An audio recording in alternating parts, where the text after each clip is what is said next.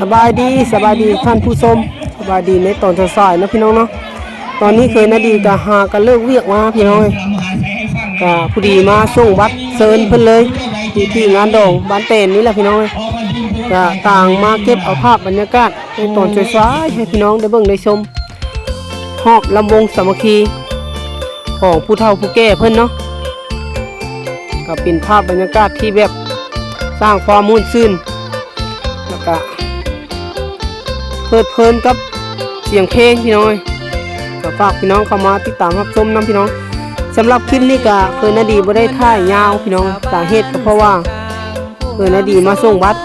อีกจังหน่อยก็สิได้กลับเมืองแล้วเพราะว่าฮอดโมงก็ต้องได้ไปเวียกคือเก้านะพี่น้องได้พักเฉพาะช่วงพักเที่ยงนี่แหละ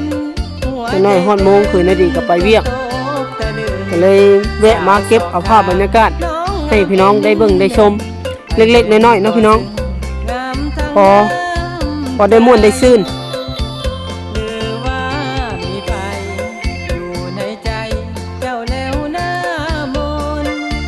ส่วนหลายงานดองอยู่ที่ลาวก็จะเป็นสไตล์นี้แหละพี่น้องถ้าอยู่บ้านนอกจะมีลำวงสามัคคีแบบนี้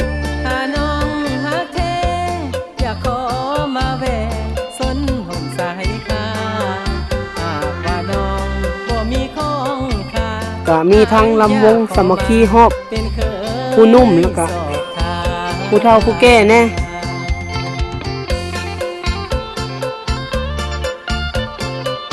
กำลังซูมหาเจ้าบ่าวเจ้าสาวพี่น้องเห็นแต่เจ้าบ่าวเอาเพพาดบ้างแต่ยังไม่เห็นเจ้าสาว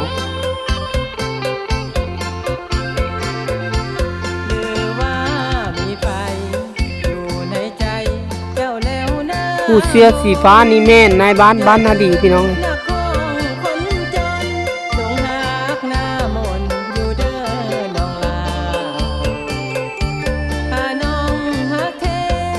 อันนี้ก็จะเป็นภาพรวมๆภายในงานเนาะพี่น้องมีทั้ง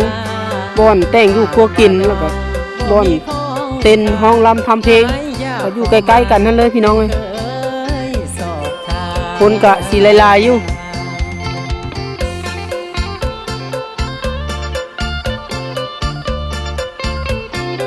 นี่พี่น้องเห็นแล้วเจ้าบ่าวกับเจ้าสาวกำลังเลาะอยู่ในงาน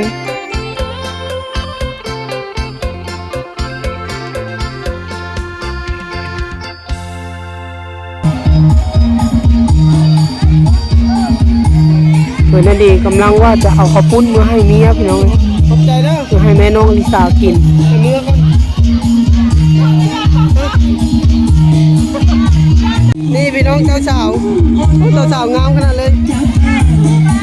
เจ้าบ่าวเลยจ้ะไปเลยพากันเลิกเวียกมาแล้วก็พาเมื่อกินข้าวแล้วก็เวียกต่ออีกครับก็เด้อเอาคนโมงเลยคนฟาร์มมอดเก้านี่แหละเป็นลูกน้องลูกว่าจะมันยากขอบใจ